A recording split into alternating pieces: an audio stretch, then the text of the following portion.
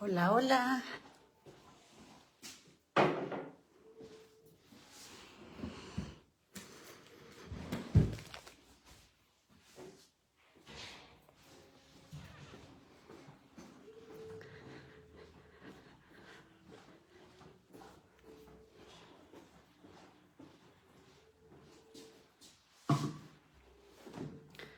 Voy a esperar que llegue Gaby.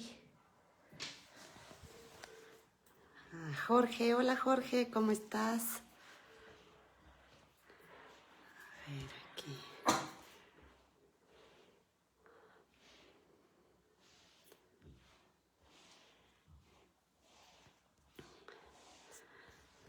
¿Quién más entró?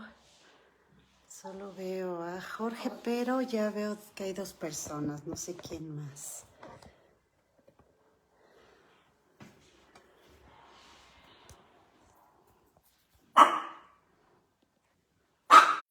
Tres.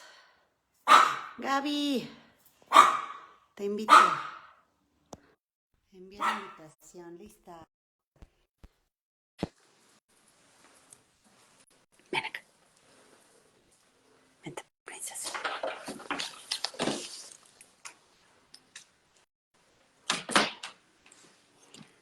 Ya está mi Gaby, debes entrar en cualquier momento.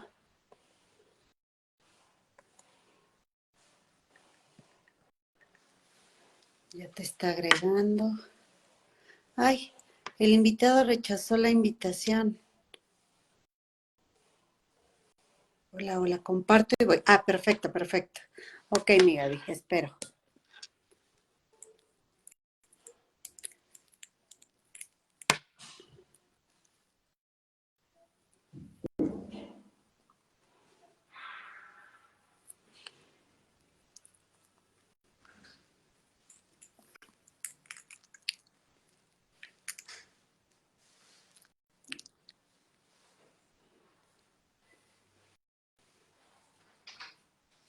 Se te olvidó cerrar la puerta, guardia. Ok, oye, pero no la cierres, guardia. Ay, ¿quién más está por ahí? Sí, Gaby, tú compártele. Yo aquí espero. No te me preocupes.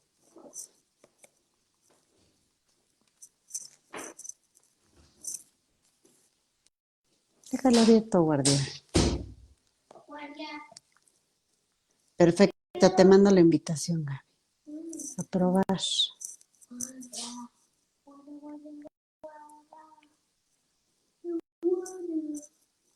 No se pueden agregar invitados a mí. A ver, invitar, enviar invitación. Ahora sí. Hola, Artur. Mira, ven. Di hola. Hola. Hola, mi amiguito. Hola, Mira, mira. amigo. Uy, uy, uy, con lengua y toda la cosa. Qué lengua larga. La tiene muy larga. Oye, espérame un segundo. ¿Me das chance? Me puedes, guardia, me puedes. Voy a hacer guardia. Vamos, Va. guardia. Oye, esto es cuestión de urgencia. Necesito correr con Emilio, pero ¿quieres irla empezando Sí, o me esperan? vos Sí, tranquilo. órale, órale, órale, dale. No tardo. Aquí los niños tienen prioridad. Nos se van llegando todos mis amiguitos. Hola, Jorge. Hola, Arthur.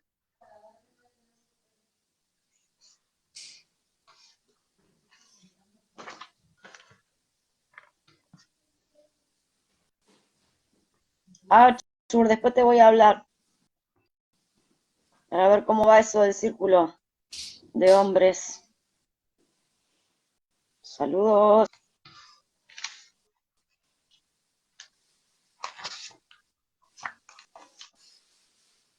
Bueno, estábamos en el capítulo 3.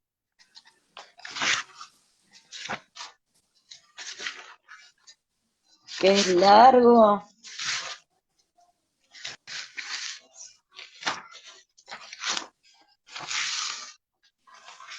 Estamos por sábado 27 de enero de 1962. Hola, Capitán Archer.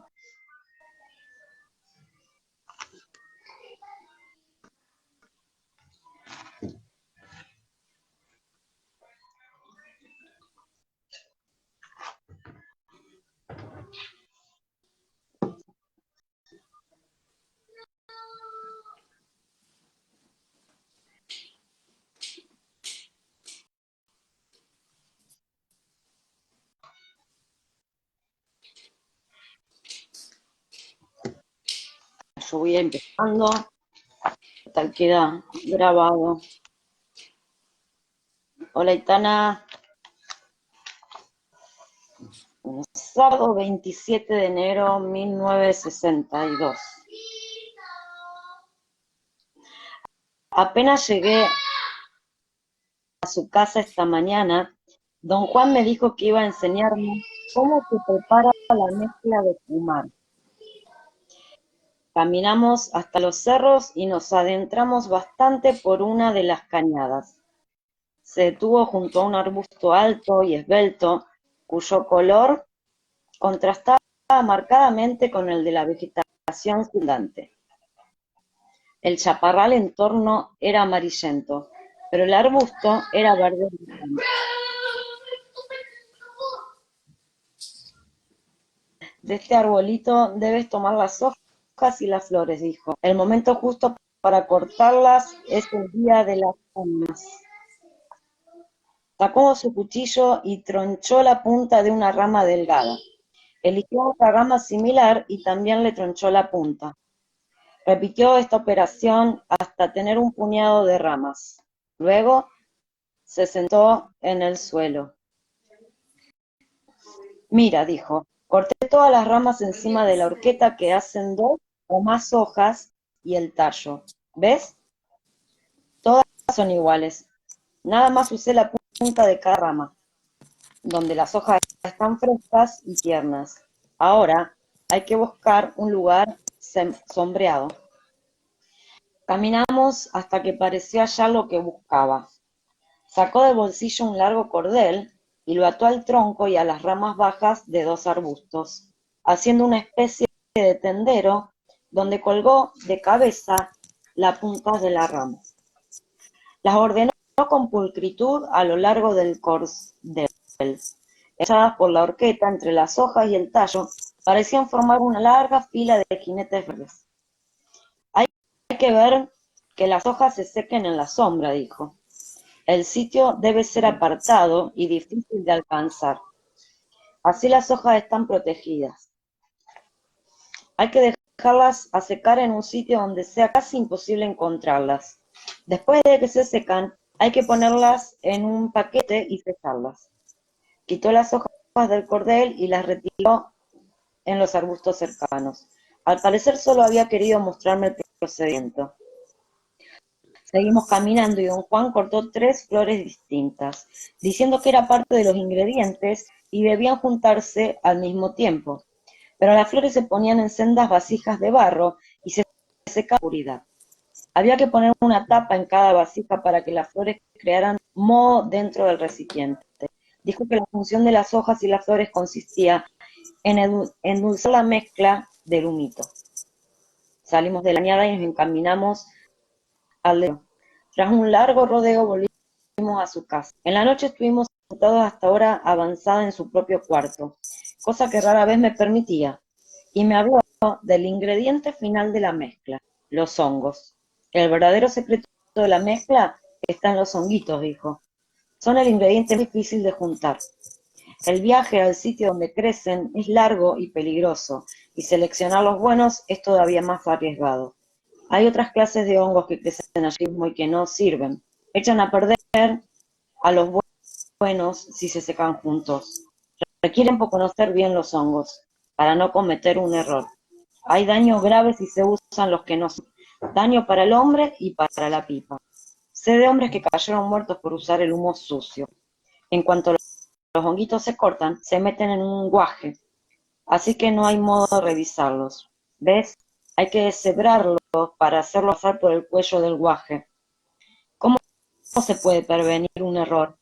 teniendo cuidado y sabiendo escoger. Te dije que es difícil, no cualquiera puede domar el humito. La mayoría de la gente ni siquiera hace el intento. ¿Cuánto tiempo se dejan los hongos dentro del guaje? Un año. Todos los demás ingredientes también se sellan un año.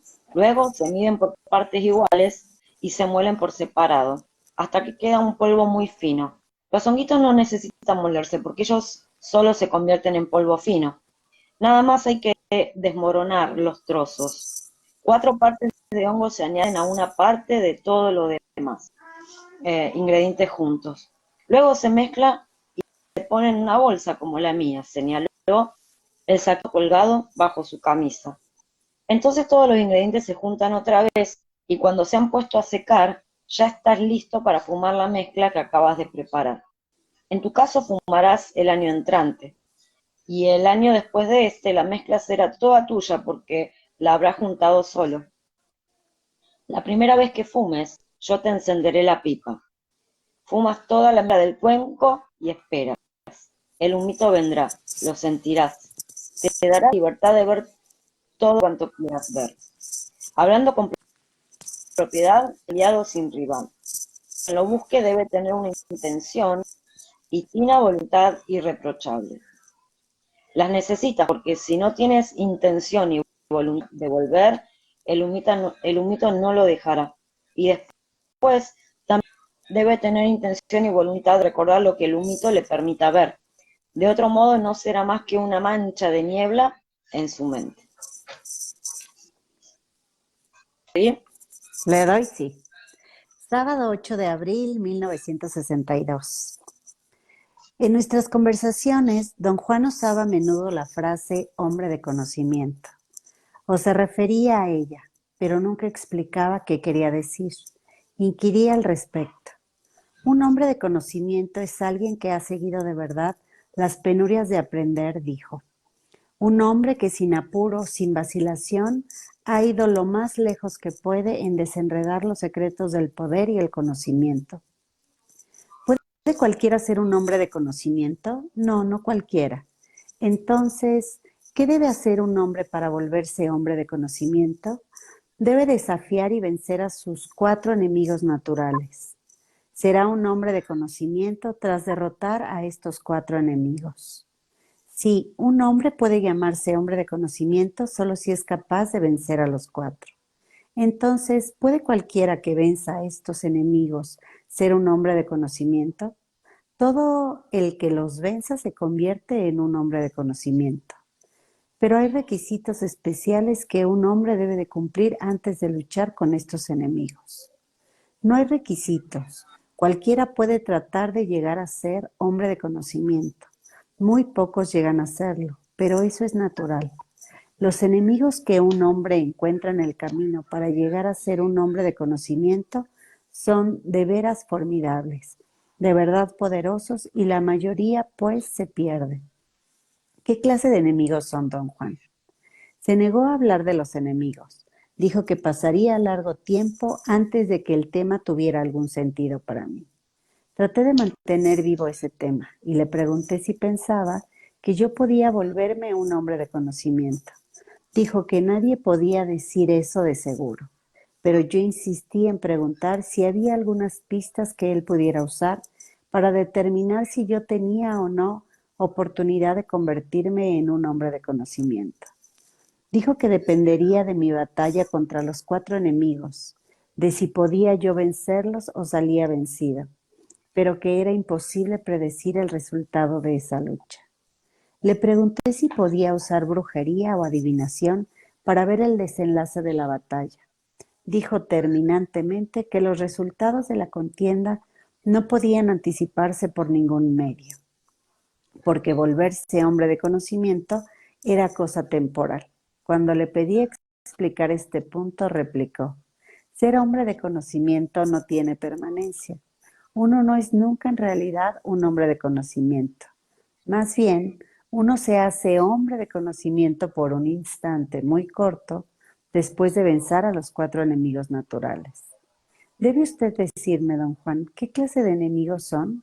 No respondió. Insistí de nuevo, pero él abandonó el tema y se puso a hablar de otra cosa.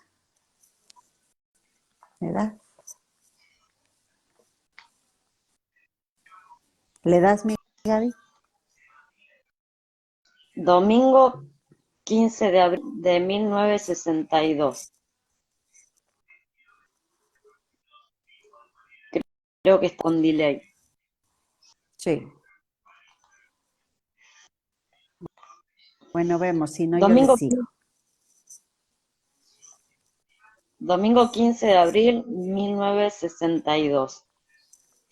Cuando me disponía a partir, decidí preguntarle una vez más por los enemigos de un hombre de conocimiento. Aduje que no podría regresar en algún tiempo y sería buena idea escribir lo que él dijese y meditar en ello mientras estaba afuera. Titubeó un rato, pero luego comenzó a hablar. Cuando un hombre empieza a aprender, nunca sabe lo que va a encontrar. Su propósito es deficiente. Su intención es vaga. Espera recompensas que nunca llegarán, pues no sabe nada de los trabajos de aprender. Pero uno aprende así, poquito a poquito al comienzo, luego más y más, y se hunden en la nada. Lo que se aprende no es nunca lo que uno creía, y así se comienza a tener miedo. El conocimiento no es nunca lo que uno espera. Cada paso del aprendizaje es un atolladero, y el miedo que el hombre experimenta empieza a crecer sin misericordia, sin ceder. Su propósito se convierte en un campo de batalla, y así ha tropezado con el primero de sus enemigos naturales, el miedo. Un enemigo terrible, traicionero y enredado como los cardos. Queda oculto en cada recodo del camino, acechando, esperando. Y si el hombre, aterrado en su presencia, echa a correr, su enemigo habrá puesto fin a su búsqueda.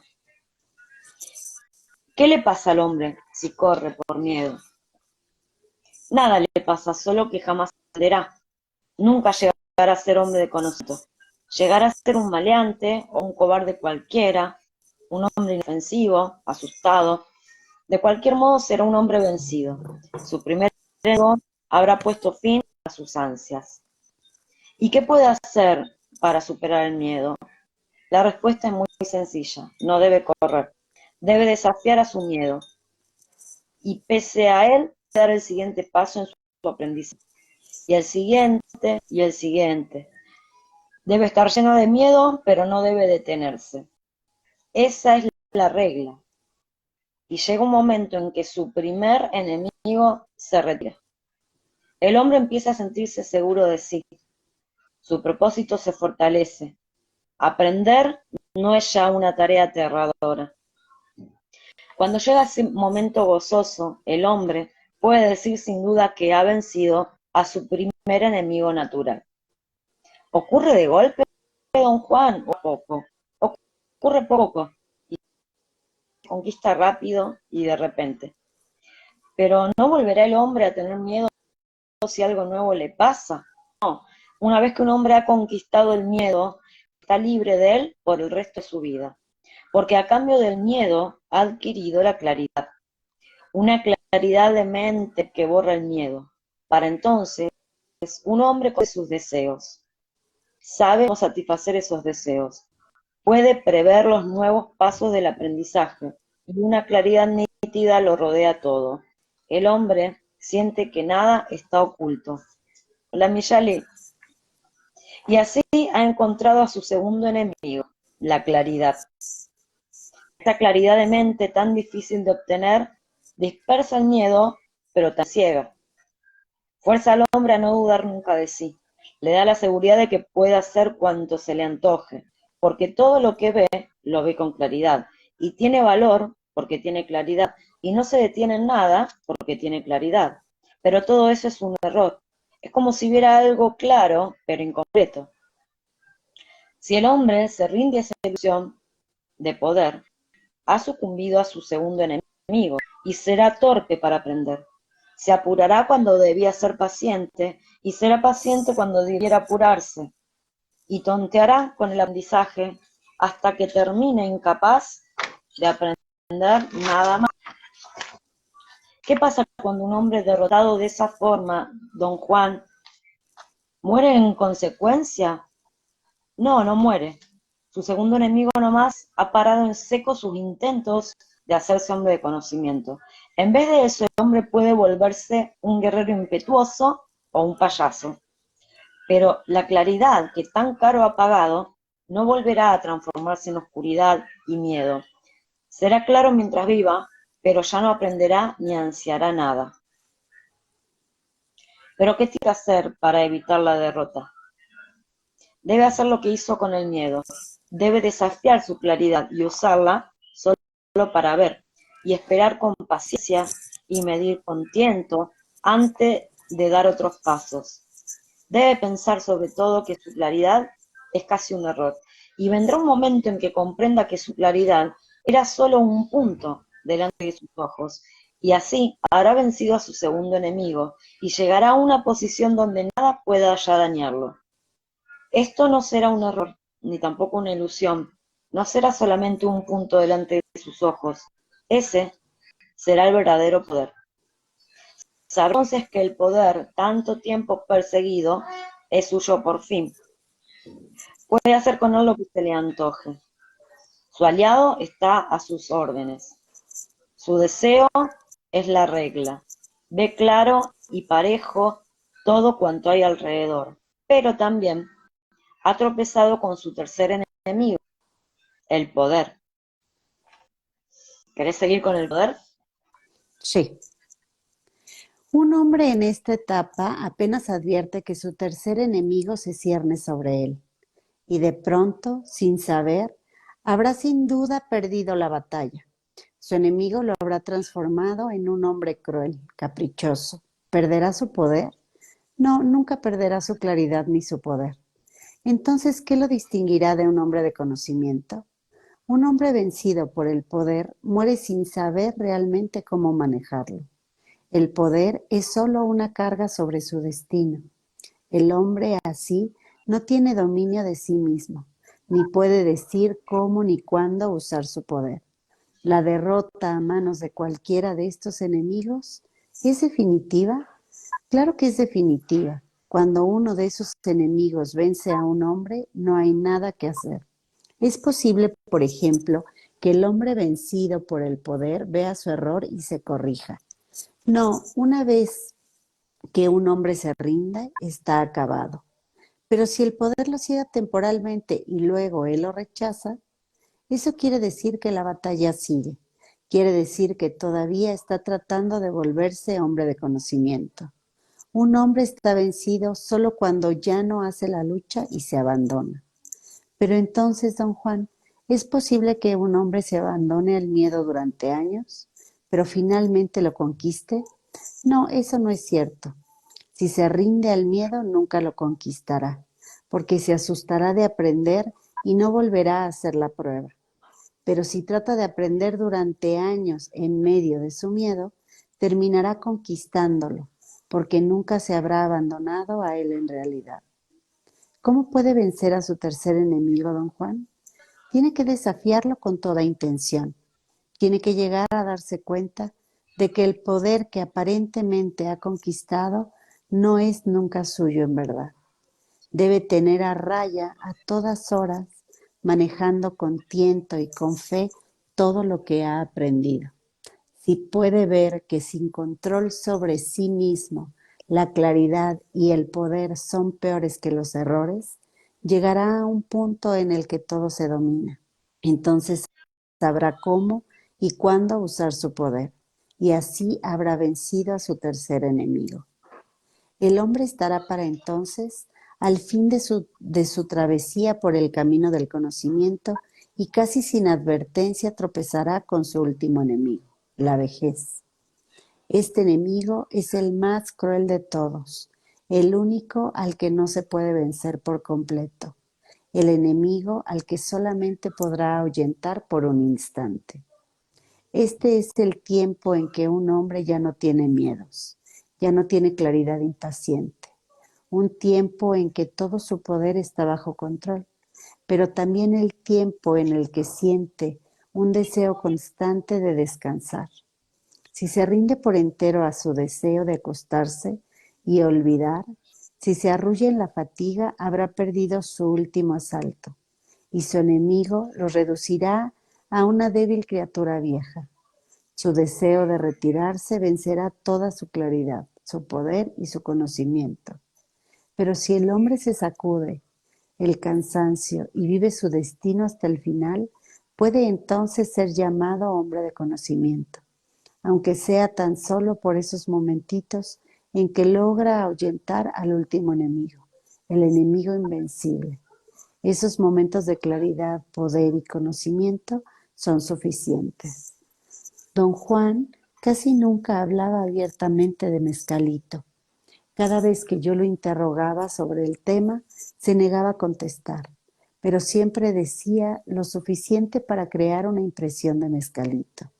Impresión que también por sus constantes cualidades de ser protector y maestro, don Juan reafirmaba estas características en formas diversas cada vez que hablábamos. ¿Quieres darle con el domingo 24 de diciembre? Ya estamos en el ¿Quieres? capítulo 4 ahora, 4. cuando empezó. Sí, ya empezamos al 4. Ahora, no sé si alguien quiere comentar algo sobre eso o quiere preguntar algo sobre los 4 enemigos: el miedo, la claridad, el poder y la vejez, que fue el capítulo 3. Nos avisan, o si alguien quiere entrar, también nos avisan, porque ahora cambia radicalmente de tema. Hola Dena, hola Anita, hola Yali, hola Juni.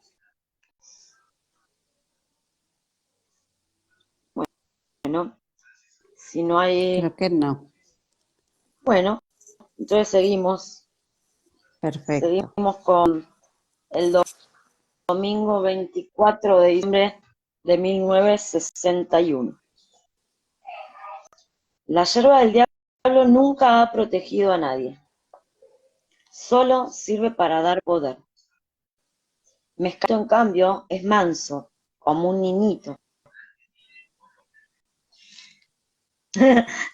Pero ya le anda de pedigüeña. Dice a Jorge, entra Jorge y apórtanos tu visión.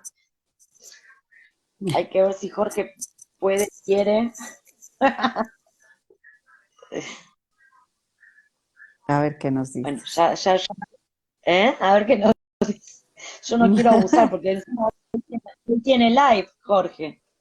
Hoy tiene live, por eso yo no dije nada. Yo dije, si alguien quiere. Dice, ja, ja, ja. Bueno, voy. Vente, Ahí viene. Jorge. Ahí estás. A probar. Más lindo. Listo. Hola, Ahí está Dena, agregando. bella. Bueno, ¿sí me escuchan? Hola, Jorge, perfecto. Sí, perfecto, muy bien. Híjole, la verdad sí tenía ganas de entrar a participar porque el tema de los 4 enemigos es súper interesante, pero yo de repente así como que espero la señal, ¿no? Y si la señal me dice ve, pues entro. Entonces ya ahorita entre Yali, pues ya me animé a entrar con su comentario. Muy bienvenido, Jorge. Muchas gracias. Gracias a ti. Bueno, lo que yo puedo comentar, fíjense, antes de comentar directamente con los 4 enemigos, me gustaría decir que, llevo leyendo los libros desde hace ya muchísimos años, yo creo que más de 30 años leyéndolos, y yo creo que todos al principio pasamos por una etapa de que, pues los leemos y ya, pues se escucha emocionante, se escucha interesante y hasta ahí nada más. Pero cambia muchísimo la lectura de los libros cuando uno empieza a vivir sus propias experiencias. Entonces, yo recuerdo que la primera vez que leí esto de los 4 enemigos, uno lo entiende mucho a nivel mental, y está bien, porque pues, si no hay experiencia que nos respalde haber vivido este conocimiento, pues así se queda. Entonces yo recuerdo que la primera vez, o sea, yo dije, sí los entendí, ya sé de qué se tratan, pero ya cuando uno van pasando por los enemigos y enfrentándose hacia los enemigos, es algo realmente muy, muy complejo. Híjole, prácticamente don Juan y Carlos tendrían que haber escrito un libro de tan solo estos 4 enemigos, porque tiene muchos laberintos, tiene un montón de cosas. Entonces, lo que me gustaría comentar pues es así un poquito de lo que pues yo ya he ido descubriendo, viviendo y enfrentándome a estos 4 enemigos. Entonces, bueno, el primero es el miedo.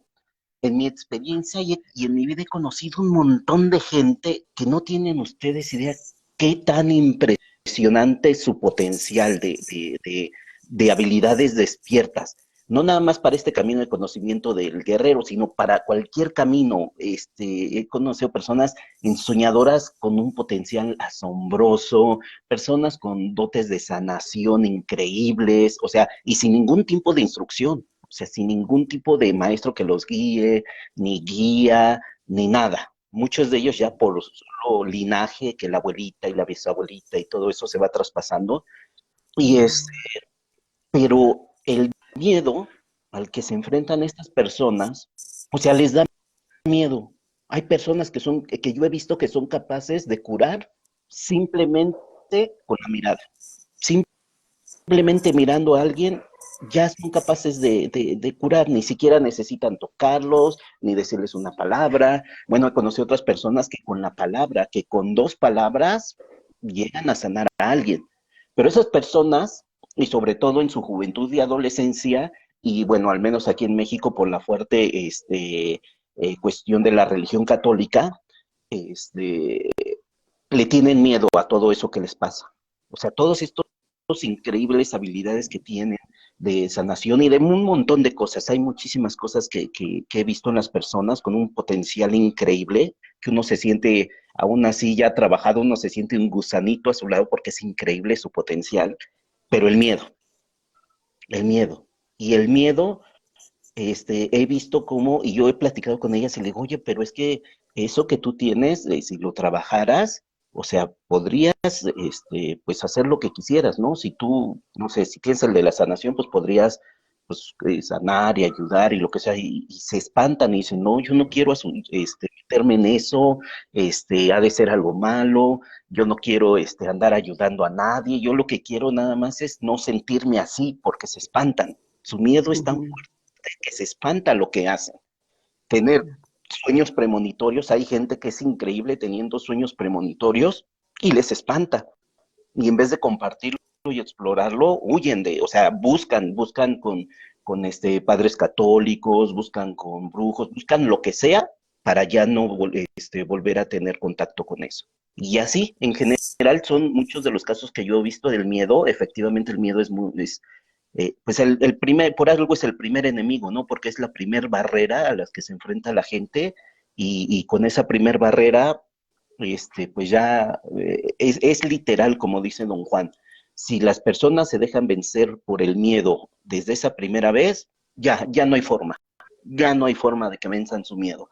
Porque he tenido oportunidad en estos ejemplos que les digo de platicar con estas personas en diferentes etapas de su vida, desde que eran adolescentes y ya después casadas y adultas y ya pues más o menos ya rondando los 30, 40 años.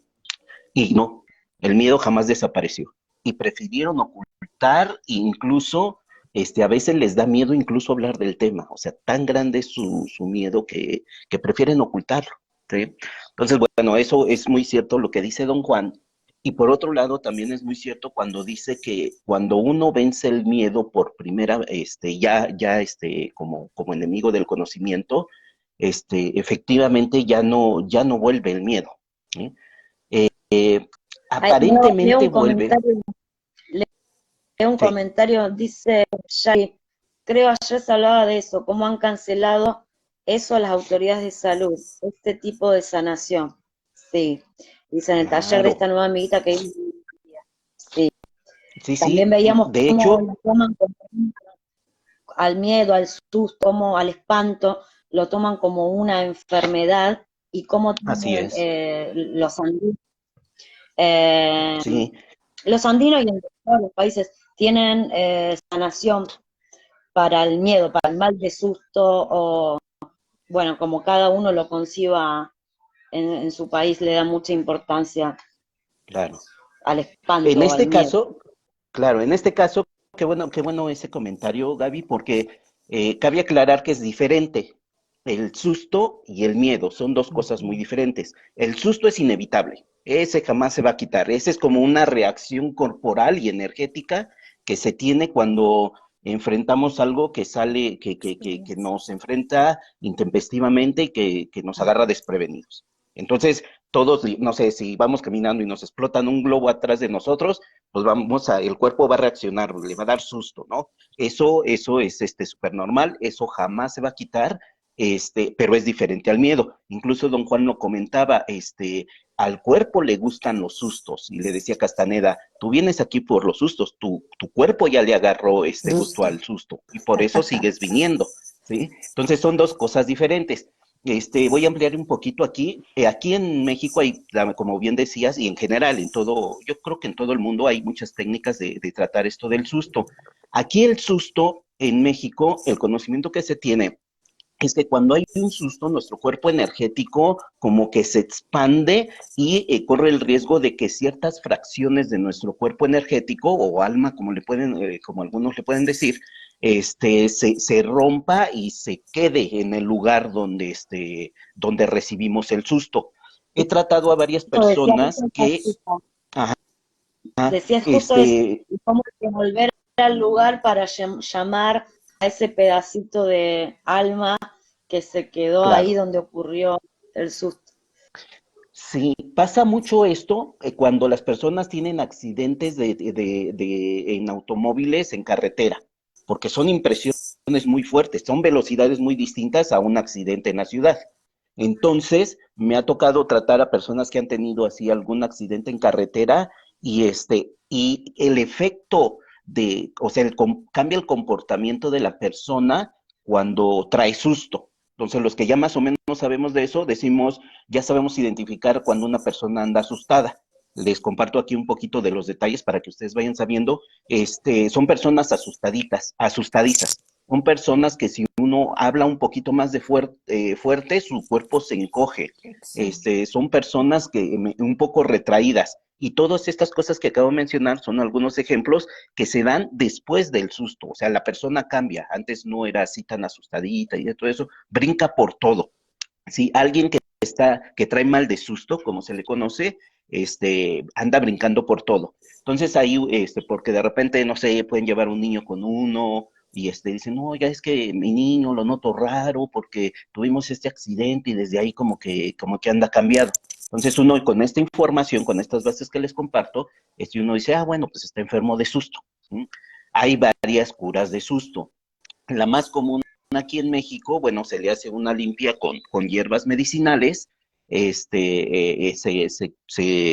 Uno se pone en la boca algún licor fuerte, normalmente tequila o mezcal, un poquito más mezcal porque es más fuerte, y bueno, la persona se desnuda, menos, bueno, si es hombre, menos su calzón, su truza, no sé cómo se llama en otros países, y la mujer, bueno, pues su ropa interior, ¿no?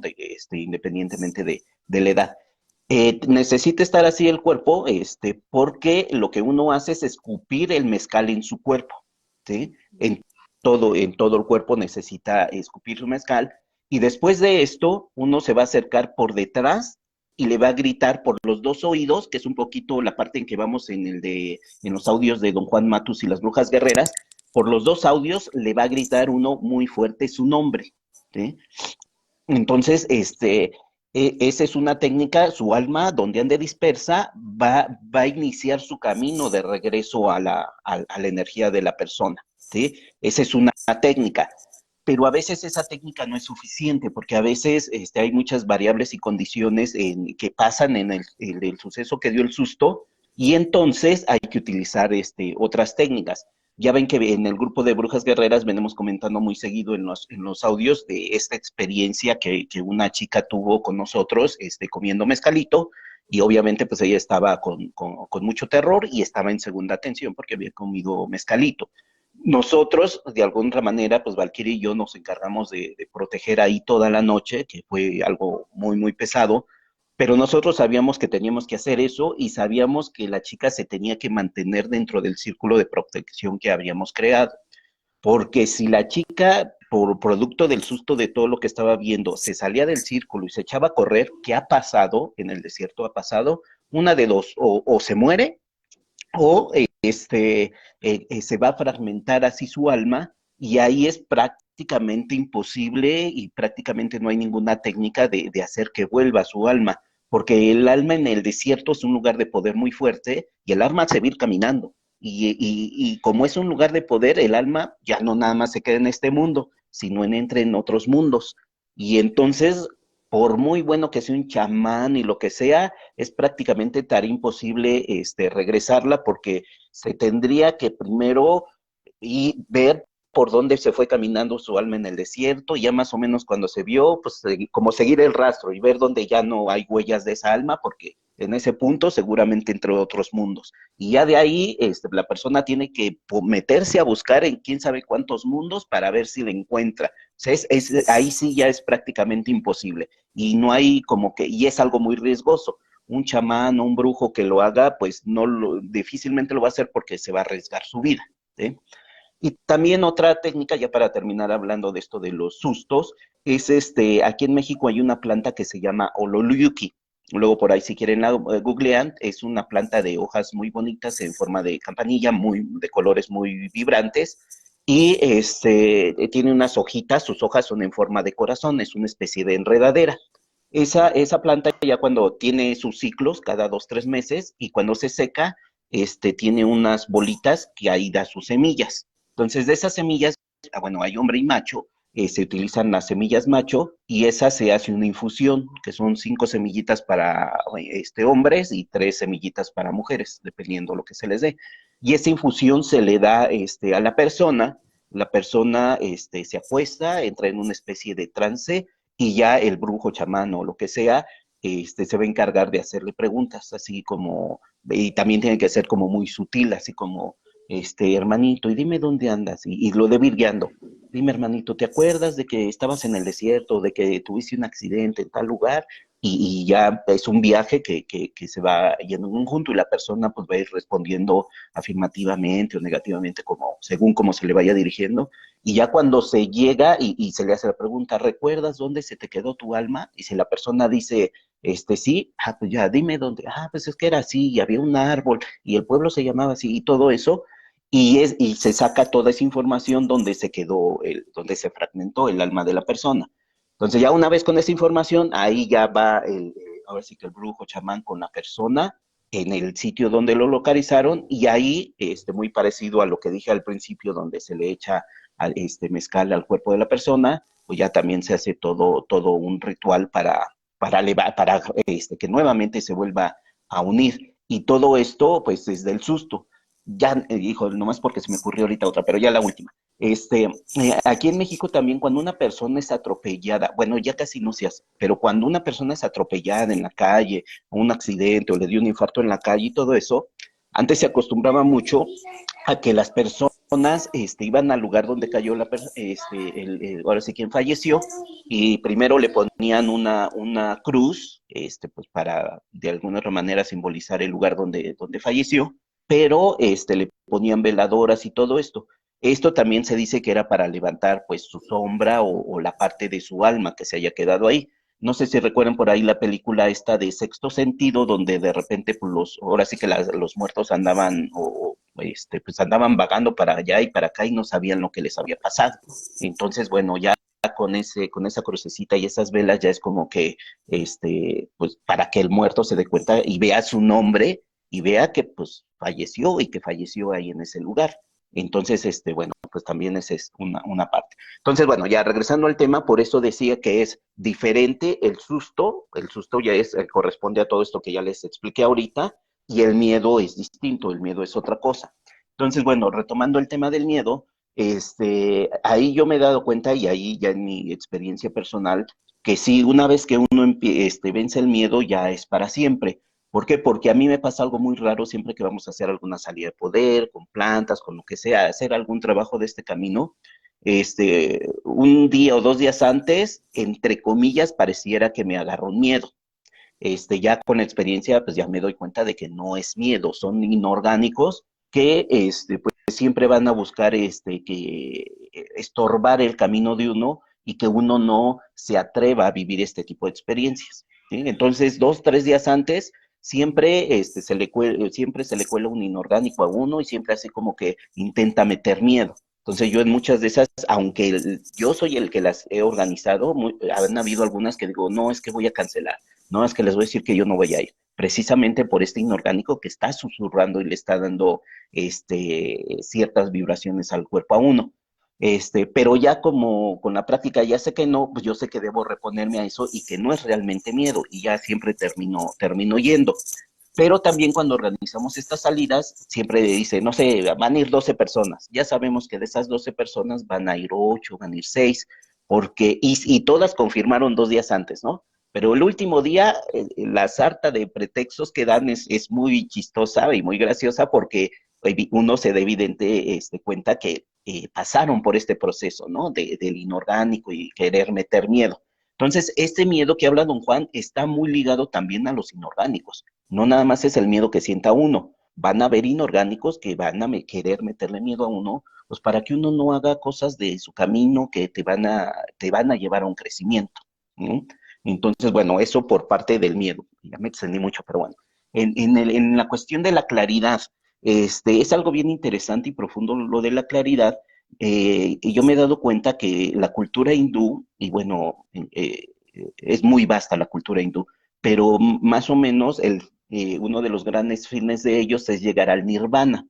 Y bueno, ya estudiando profundamente lo que es el nirvana, me di cuenta que es prácticamente lo mismo que lo que llama aquí claridad don Juan. Entonces, si por alguien le interesa ahí saber bien de qué se trata este enemigo de la claridad, chequen, por ahí lean algo de lo que se trata el nirvana y todo eso.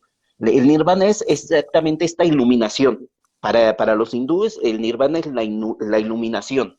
Y efectivamente, cuando uno llega a la claridad, este, pareciera que uno llegó a una especie de iluminación total, porque se abren, o sea, es como si se rompiera un dique y empieza a llegar información de todas partes. Un árbol da una información, una nube, un viento, una hoja, todo. A eso se refiere don Juan con la claridad. Empiezan a pasar cosas alrededor muy raro, donde a lo mejor el conocimiento estaba escondido hasta en la piedra más chiquita y de repente uno es capaz de leer todos los conocimientos que nos ofrece todo nuestro alrededor. Esa es la claridad. Y es peligrosa, como dice don Juan, porque puede entrar el ego, puede entrar la importancia personal y puede entrar una especie de soberbia en uno. Y todo lo vamos a pasar, ¿eh? Nadie se salva de estas cosas que acabo de decir. Nadie puede decir, ay, sí, yo llegué a la claridad y nunca fui soberbio. Yo llegué a la claridad y nunca llegó el ego. No, no, no, no, no. Quien diga eso, pues Le simplemente no ha llegado a la claridad. decimos el mal de me he iluminado. Y acá nos Ándale, hemos exactamente. iluminado 5, 6, cada rato. Y te parece que ya no hay más nada que saber, y te Exacto. parece, claro, sí, sí, sí, Sí, es, sí, es sí. tremendo. Claro, entonces por eso menciono nuestras cositas, como por ejemplo, para que si alguien está pasando por ese proceso o está en vías de llegar a este enemigo de la claridad, se autoaceche y vea si está cayendo en soberbia, y vea si está ahí el ego, y vea si está la importancia personal. Es prácticamente imposible, por eso les digo, si alguien llega y les dice, ay, yo no pasé eso, está mintiendo. Porque es imposible, no, o sea, el mundo se abre tanto con la claridad y llegan tantos conocimientos que es imposible no sentirse así. Todos vamos a caer en eso de la soberbia, de la importancia personal y del ego cuando llegamos a la claridad. Es imposible no hacerlo, porque se abren todos los Hay, conocimientos. hay un meme que dice enseguidita cuando ya tenés un poquito de claridad, eh, todos son títeres, pero yo únicamente soy el que veo los hilos. Claro, exactamente. Y esa frase que acabas de decir lleva ego, lleva importancia personal y lleva soberbia juntitos todos. Entonces, por eso les digo, cuando lleguen a esta etapa o se estén acercando a esto de la claridad, hay que autoacecharse mucho. De que van a caer, van a caer. Todos caemos. Aquí nadie nos salvamos de eso. Por eso es un enemigo. Y por eso vencer a la claridad no es vencer directamente a la claridad, sino es vencer estas cositas que van pegadas con la claridad. Por eso don Juan dice que vas a creer que ya lo sabes todo, y por eso dice, en este caso, el guerrero debe tomar a su claridad casi como si fuera un error. Esa esa frase que dice don Juan es una de las máximas herramientas precisamente para combatir esta soberbia, ego, importancia personal y los riesgos que pueden tener la claridad. O sea, alguien, Ok. imagínense, ya llegamos a la claridad, ya se nos abrió todo y como les dije, cae una hoja y ya sabemos qué conocimiento es. Vemos una piedra y nos transmite el conocimiento y ya estamos en ese estado, ¿sí? Entonces, por eso cuando dice don Juan esta parte de que eso que vemos y que no estamos recibiendo información, ahí debemos tomar todo eso casi como un error, porque el enemigo de la claridad, su peligrosidad es que creamos que toda esa información que nos está bombardeando es cierta y verdadera. Ese es el gran riesgo y esa es la raíz del enemigo de la claridad. Creer que todo lo que nos está llegando es cierto. ¿Por qué? Porque hay una especie de truco detrás. Efectivamente, la claridad va a hacer que percibamos conocimiento por todos lados, pero también hay inorgánicos. Y también hay inorgánicos que a lo mejor viven en una roca y en esa roca, sí, obviamente nos va a hablar la roca entre comillas, pero en realidad es un inorgánico que está ahí dentro de ella. Entonces, si yo creo que todo lo que me llega es verdad y creo y le doy pues mi certeza, la claridad, pues no, voy a empezar a caer en errores porque, pues no, o sea, si no conozco a los inorgánicos, pues no voy a saber cómo diferenciar que es realmente la piedra que me está dando un conocimiento o que es un inorgánico el que me está dando un conocimiento.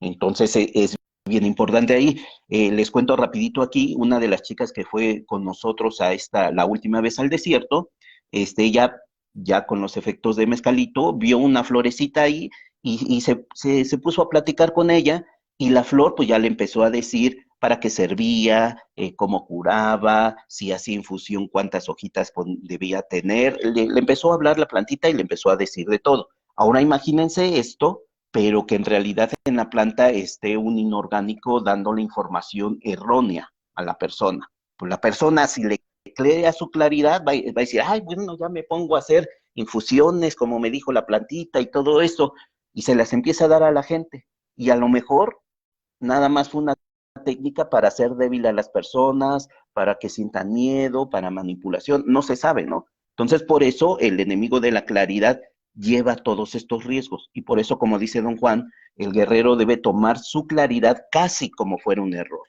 ¿Por qué? Porque las herramientas que va a tener el guerrero para saber si la información que le está llegando a través de su claridad es cierta o no, las obtiene más adelante. Entonces, por eso, cuando llega la claridad, él, o sea, qué chido, está bonito, qué bueno, de todo me llega información y todo eso, pero me voy a curar en salud y no voy a creer, voy a ser un observador. Eso es lo que deberíamos hacer cuando llegamos a la claridad para no caer en estos errores. Y seguir avanzando. Esa es como la receta perfecta. La paciencia y dejar que decante, a ver si sí Exactamente. o si no. Sí, claro, ¿por qué? Porque cuando caemos, cuando no hacemos esto y caemos en el enemigo de la claridad y estamos con la soberbia, el ego y todo eso, ahí vienen los síndromes de los salvadores del mundo, ahí vienen los síndromes del chamán guía que se cree que vino a dar todo su saber y a salvar a los hermanos, ahí viene estas cuestiones de hacer clanes y hacer grupos donde él es el guía y él es el único maestro ascendido que vino a dar información. Entonces, digo, ahorita por esta apertura de internet, Yo creo que vemos por todos lados este tipo de personas que no hay que, no es criticar ni juzgar, simplemente hay que observar. Y los observamos que hay ahorita hay muchas personas que por ahí pues se quedan con este enemigo de la claridad y pues se ponen a compartir y caen en esta especie de gurús, de maestros salvadores de la humanidad y todo este rollo, ¿no? Todos los que veamos así, pues bueno, se quedaron ahí atorados en el enemigo de la claridad. Claro, El enemigo... el tipo que se pone acá y responde preguntas, pero Anda, no se retroalimenta porque piensa que ya no tiene más nada que aprender. Entonces, en vez de claro, charlar con los demás, solamente responde. sí. Complicado. Sí, él está arriba y no permite cuestionamientos. Y algo bien interesante de estos personajes, aprovechando tu comentario, es lo que a mí me encantó el video que la otra vez hizo Viridiana y creo que estaba Molly Bloom y creo que tú estabas también. Y me encantó y creo que también estaba Huguito. Todas esas figuras y sobre todo en hombres, porque el hombre cae muy fácilmente en esas cosas. Entonces, estaban hablando de estas figuras y hombres que se quitan la camisa y aparecen con turbante y todo este asunto. Exactamente esto de esa figura. Uno de los grandes peligros de todo eso también es el que, di- digamos, todas esas personitas que son así, han hecho un daño ahí a toda esta búsqueda de lo interno, de lo espiritual y todo esto, porque es la idea con la que se quedan la gran mayoría de personas. Entonces las personas asumen como que lo espiritual, pues es así como este ser sabio arriba, que ya está trabajado, que ya no tiene defectos, que ya, pues a lo mejor ni hace del baño, nada más salen florecitas o cositas. Así se va quedando sobre todo las personas que van empezando en esto. Entonces, y me encantó ese video que hicieron porque decían, no, o sea, aquí hasta el más avanzado sigue sintiendo, de repente puede tener arranques de odio, puede tener arranques de coraje, y por muy avanzado y muchos conocimientos y muchas idas al desierto y muchas plantas del poder y lo que sea, todos tenemos, y hasta el más espiritual y lo que ustedes quieran, tiene de derecho de levantarse y estar enojado y decir, se van todos al diablo, y hoy no quiero saber nada de nadie y aquí me quedo acostado y de aquí no me muevo. O Como sea, el otro no día tiene nada de malo. decía, decía Molly, yo le pregunto, ¿por qué sentís que tenés nervios antes de hacer un taller? Y me dice, porque soy humano. Y hasta el último día Exacto. que esté en este cuerpo, el cuerpo va a sentir nervios. Y es así, esa claridad empezamos a tener de que uno ha luchado mucho con no enojarse más, no entristecerse, no tener más, viste, todo lo que es normal. Y es normal de este cuerpo. Claro, Entonces, lo que sí cambia es que uno lo detecta, sabe que está, lo deja estar, no le da la importancia, o sea, da un paso atrás, lo observa, pero es parte del cuerpo. Es como nos tendríamos que lobotomizar para que eso ya no exacto, sucediera. No hay manera. exacto. Hasta el último Sí, día en este cuerpo vamos a sentir emociones claro. porque es lo que es parte de este sistema nervioso. No se puede Sí, sacar. sí, sí.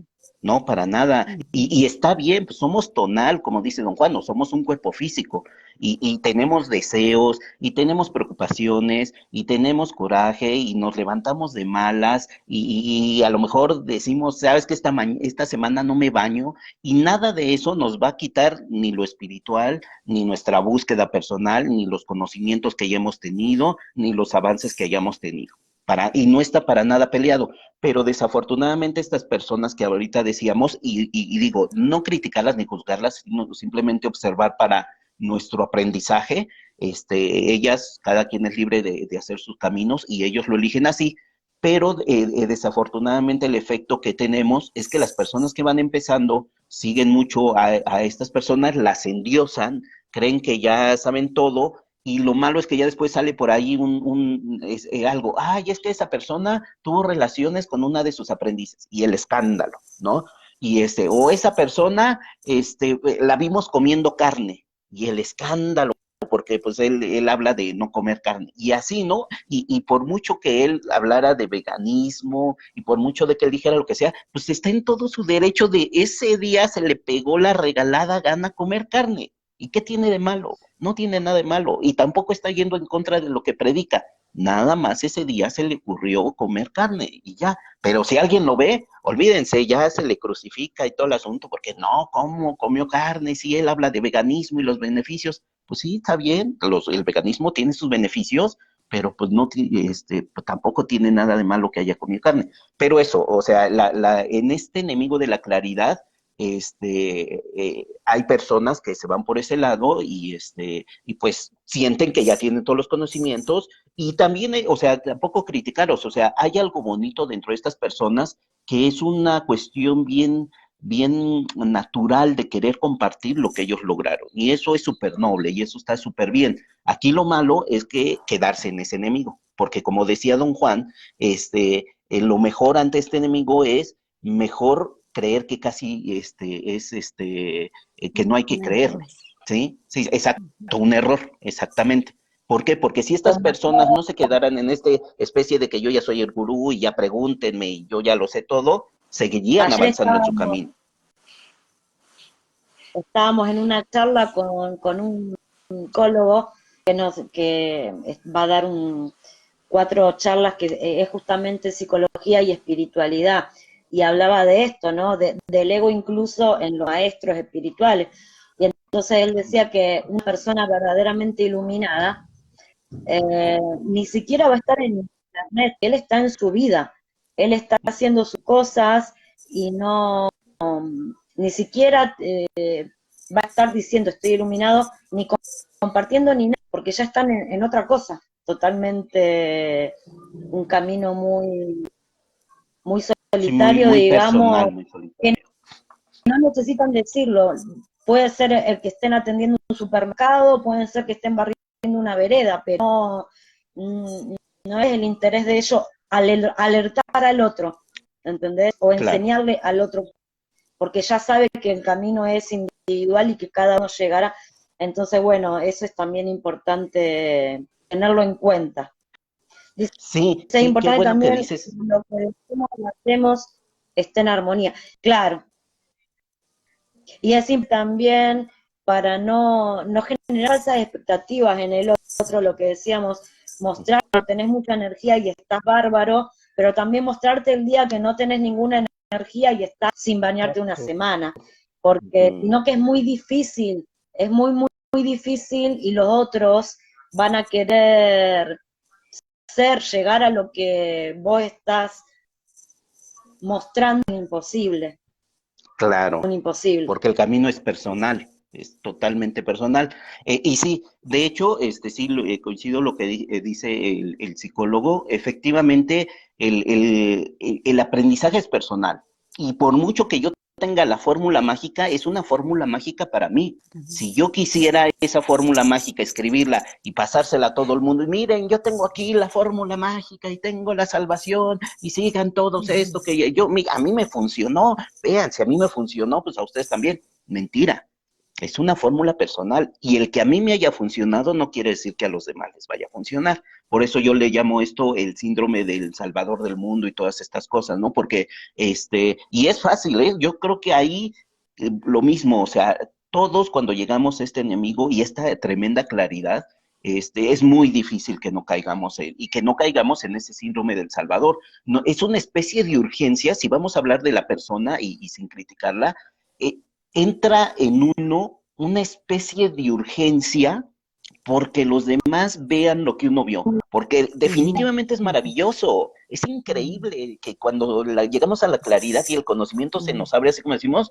realmente es increíble y uno de verdad entra una desesperación, entra una casi obsesión en que todo mundo conozca lo que vio. Es como que ven aquí, ven, que te llevo al de la mano, te llevo el arco iris, es maravilloso y todo eso, vengan todos, ¿no? Esa es ansiedad. Y es bonito, ¿no? Porque es un reflejo de haber observado maravillas que pues, normalmente no vemos en este mundo, ¿no? Es bonito hasta ahí, pero por eso les digo, las herramientas para manejar la claridad vienen más adelante. Si uno no se queda ahí, ya después uno entiende en que no, en que es una receta personal, es un logro personal y es mío y yo no tengo por qué andar queriendo obligar a los demás que vean lo que yo vi, por muy maravilloso que sea, por muy increíble que sea, es mi camino, es mi aprendizaje, nada más.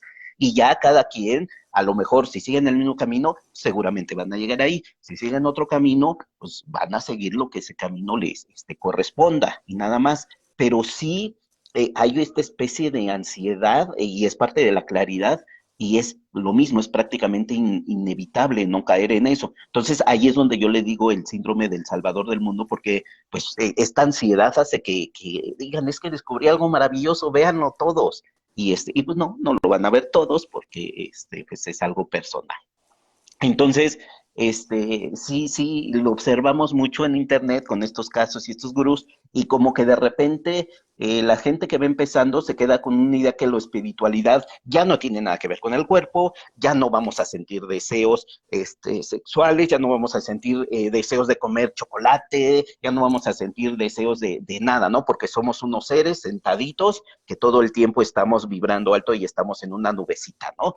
Y no, o sea, les pasó a los Beatles cuando seguían al Maharishi de la India y de repente al Maharishi lo encuentran teniendo relaciones con alguien y se les cayó su Maharishi y ¿por qué? Porque esta cuestión malentendida y realmente pues, el Maharishi por muy iluminado y por muchos conocimientos que tenga, como bien decía ahorita Gaby, pues hasta el último día vamos a ser humanos y este cuerpo siente emociones, y este cuerpo siente deseos, y este cuerpo vibra, siente, y pues hay que darle al cuerpo lo que es del cuerpo y hay que darle a lo que pues, aquí en los libros se llama nahual, lo que es el nahual.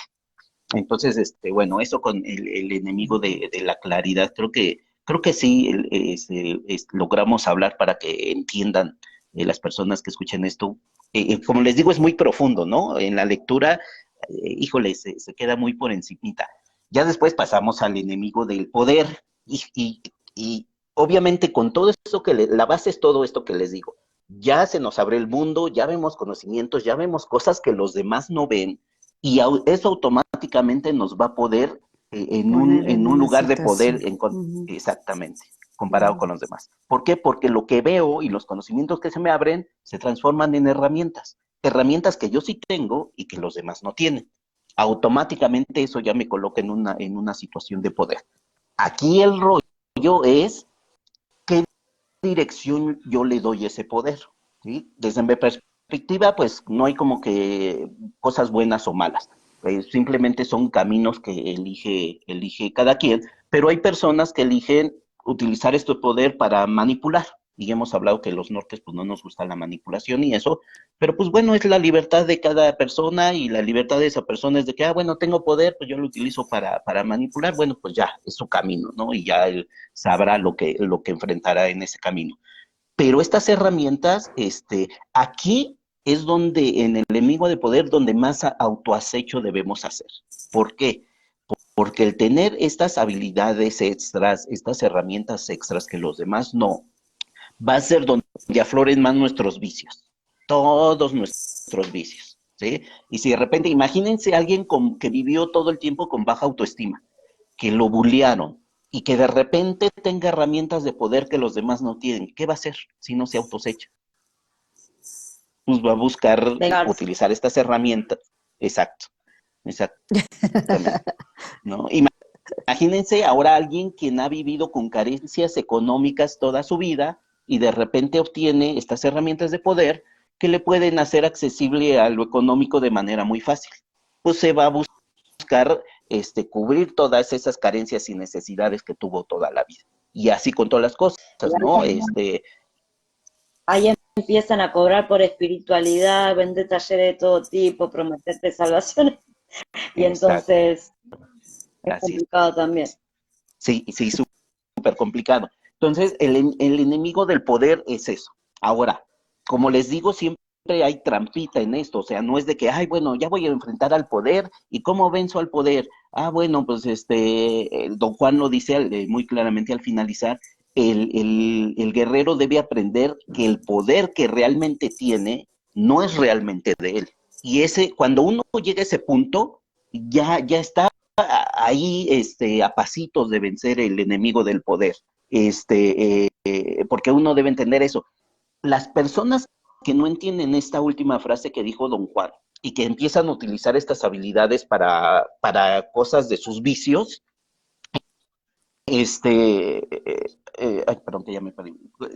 Utilizan estas cosas para sus vicios y con esto que Don Juan dice del enemigo del poder, que para poder vencerlo, ay, se me fue la frase, ¿cuál es la última frase que dice el enemigo del poder? Ay, Ya te dejen digo. recuerdan. Ajá, por favor.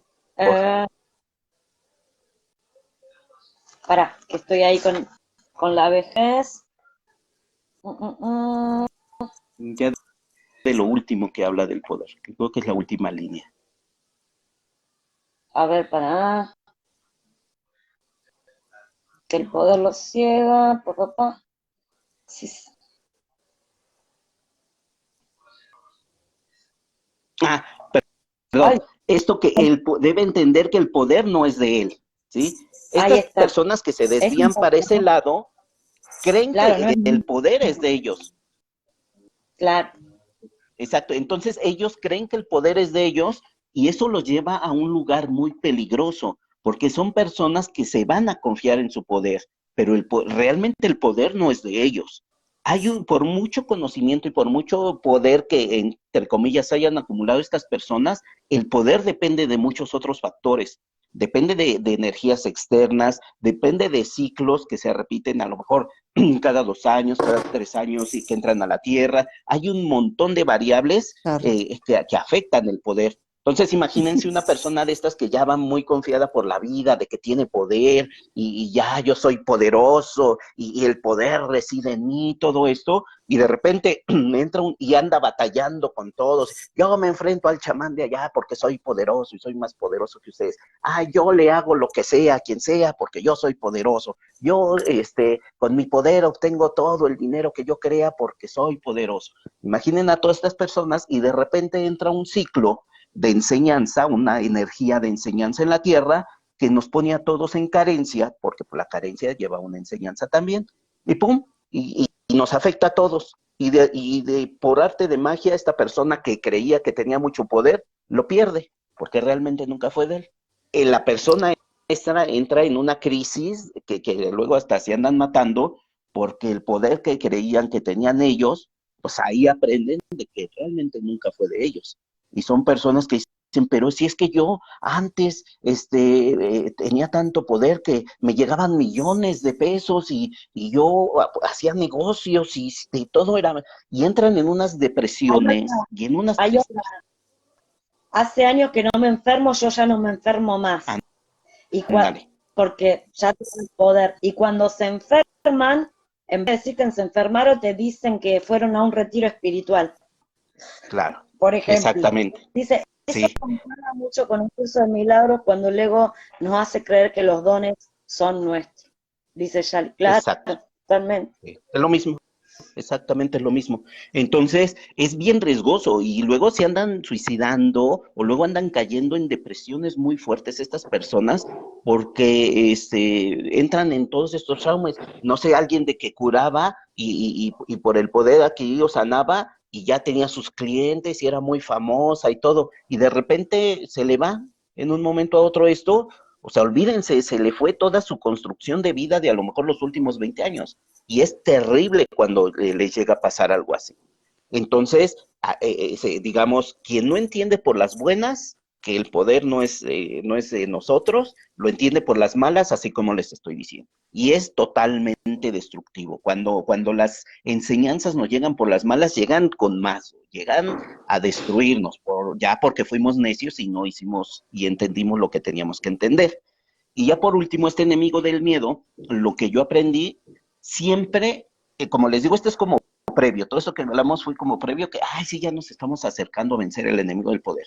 El enemigo del poder siempre tiene una prueba máxima, es como la prueba final, es como que la prueba, órale, con esto te gradúas y de que ya venciste al enemigo del poder. Como les digo, vamos adquiriendo poder, vamos adquiriendo habilidades que ya vimos que no son nuestras, pero las vamos aprendiendo y las vamos manejando. La prueba máxima es que algún día va a llegar una situación en la que nos va, en las que, no sé, por ejemplo, un grupo de personas van a hablar, muy mal de mí, o por ejemplo, alguien me va a querer hacer mucho daño, o me hizo mucho daño, alguien, me robó lo más preciado de mí, alguien, mató a un familiar que yo era muy querido para mí, o sea, cosas extremas, situaciones muy, muy duras, ¿no? Y que uno, con todo el poder que ya acumuló,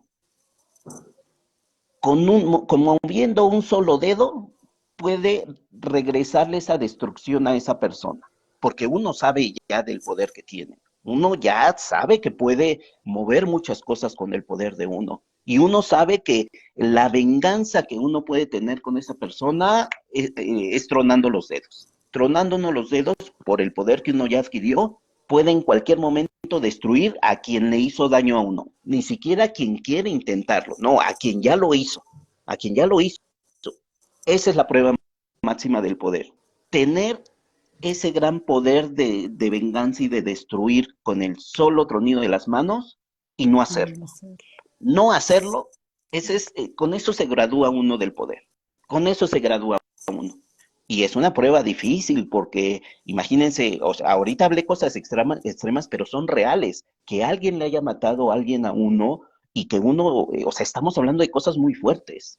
Por eso es una prueba tan tremenda, porque aparte ya acumulé poder. No es lo mismo que me hagan eso cuando no tengo poder, pues a lo mejor sí voy a reaccionar y de muchas formas, ¿no? Pero es muy diferente una persona que no ha llegado a tener poder cuando alguien que sí lo tiene.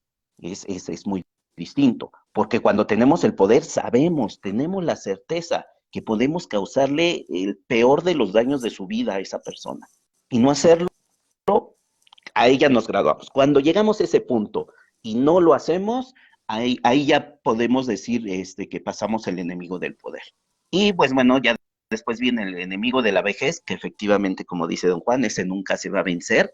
Y allí hay, en la parte importante que hay que poner atención, es cuando dice que el enemigo de la vejez es como que de repente nos entran unas ganas nada más de estar sentados, unas ganas de no levantarnos a la cama, pero no es como que estos periodos de depresión, o sea, no confundamos ahí, por ejemplo, con la depresión, porque la depresión sí tiene un origen, ¿no? Sí, o sea, a lo mejor algo nos pasó, una tristeza, lo que sea, y siempre va a haber algo que la detona. En el caso de la vejez, es esta necesidad de estar sentado, uno empieza a ver al mundo como que ya no tiene chiste, uno dice, bueno, ¿y para qué seguir viviendo? ¿Y de qué tiene chiste esto? No es depresión, son preguntas que se van haciendo en base a la experiencia que uno ha vivido, ¿no? Entonces, como que la vida empieza a perder sentido de un montón de cosas, no por un capricho de, ay, soy depre, el mundo no me quiere, no, no, no por ese lado, sino porque las experiencias que uno ya vivió empiezan muchas cosas de la vida a perder sentido. Y eso nos lleva como a ya no querer movernos. A como que, bueno, ya para qué, ya casi, casi es, no, pues mejor me espero a sentar la muerte, ¿no? Y lo vemos eso mucho en personas ya grandes que pueden ser perfectamente activas. De repente yo veo videos de personas, sobre todo en el campo aquí en México, que tienen 80, 90 años y andan arando, y andan haciendo sus cosas, encorvaditos y como sea, pero andan haciendo sus cosas. Y luego uno acá con 40, 50, 60 años, ya no quiere uno saber de la vida, ya se rindió uno a la vida. Es porque el enemigo de la vejez está ahí. Y efectivamente ese jamás se va a lograr a vencer, pero sí podemos hacer acciones contra esa necesidad de estar sentados, de ya no movernos y de que por mucho de que veamos que la vida ya no tiene sentido y de que sea real que eso que estemos viendo, ahí lo que podemos hacer nosotros es adoptar una contramedida a todo ello y es, aunque no tenga ganas, lo hago. Lo hago. Aunque esté cansado, me paro. Aunque vea sin sentido, que no tiene nada de sentido, por ejemplo, un ejemplo bien burdo. Ah, pues es que para qué barro las hojas si a la media hora ya está igual. Pues no, aunque vea que eso no tiene sentido, pues igual y voy y lo hago. Entonces es la única contramedida que podemos tener cuando llegamos al enemigo de la vejez. Obligarnos a hacer las cosas, porque no hay deseo, no queremos. Eso es un hecho, llegar a la vejez es eso. No vamos a querer, no vamos a tener ganas. La única contramedida es obligarnos a nosotros mismos a hacerlos. Y ese obligarnos a nosotros nos va haciendo una especie de rutina que nos hace muy llevadero este enemigo de la vejez, porque ese ya no se va a quitar pues hasta que nos muramos. Pero le devuelve brillo a la vida, aunque ya sepamos que nada tiene sentido de este mundo, nos devuelve ese brillo y empezamos a como que ver, bueno, sí, no tiene nada de sentido en la vida, pero pues igual y se siente bonito barrer las hojas. Ah, pero pues igual y esto, y vamos ahí impulsándonos a no dejarnos caer por la muerte. El riesgo del enemigo de la vejez es caer en este estado de, ¿y ya para qué esto? ¿Ya para el otro? Lo que estamos haciendo con esto es llamar a la muerte, y nos va a llegar la muerte, porque la estamos llamando. Entonces, pues bueno, eso era lo que yo quería compartirles, ya me extendí demasiado, pero pues espero que sirva de algo, o que al menos de mínimo de cultura general, pues ahí se los dejemos, chicas.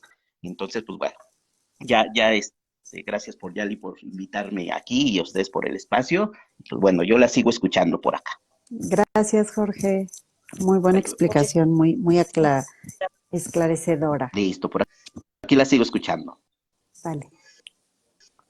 ¿Te parece que, Carlita, que ya dejemos Yo acá, creo que es buen cerrando momento. este tema? Sí. Sí. Para Ya que empezaremos sigamos con el procesando. capítulo 4 la próxima. Sí, porque hay mucho que procesar. Me parece muy Sí. bien. Bellísimo. Jorge, pues muchas gracias.